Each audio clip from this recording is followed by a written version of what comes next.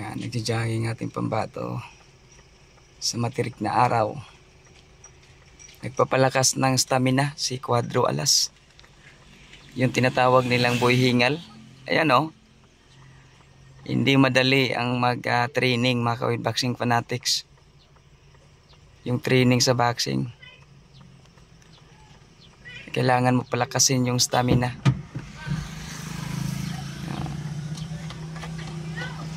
Tirik na tirik yung araw.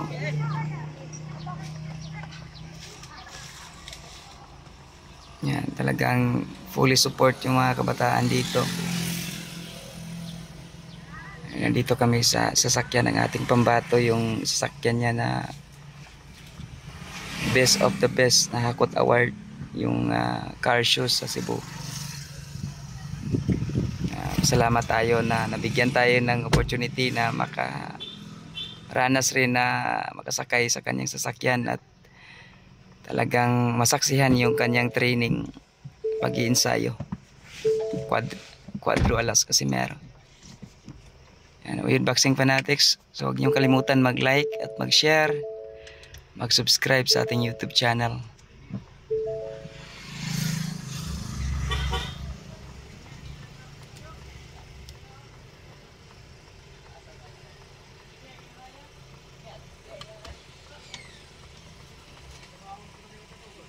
Ito pagpato.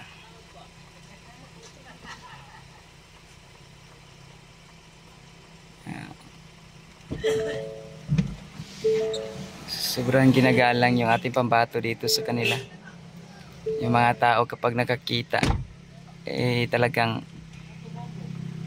kanina nga sa kanyang training, mismong training sa jogging, meron talagang nagpapapicture.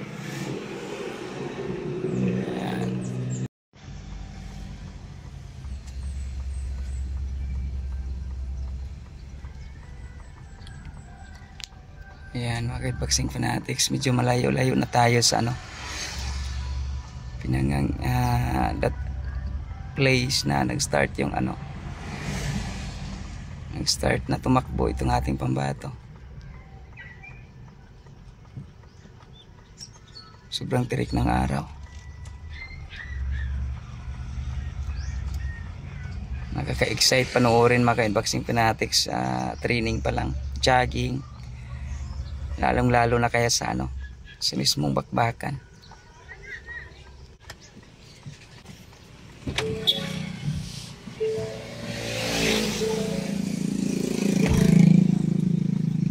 Tinatawag ng mga tao si Boss Champ dito. Tignan yung mga tao kapag si Boss Champ ang nakadaan. Kapag si Boss Champ ang nakadaan.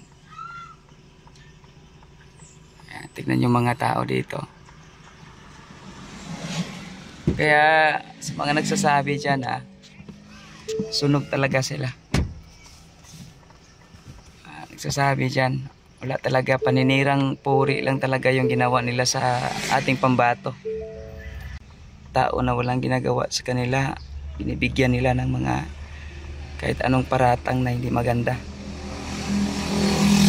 Yung mga tao dito kapag si Boss Champ ang nakadaan, talagang nagbibigay galang talaga, suporta kay Boss Champ.